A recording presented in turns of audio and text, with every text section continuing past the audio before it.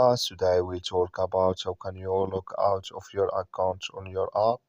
We go to figure out the solution or know how you can do that on your app. So you just follow these ways and it's going to work with you. All you have to do in first. So you just go down, click here on profile down here. So then it's going to take you to your profile. It's going to show for you like this. You go above this sign here, click on it.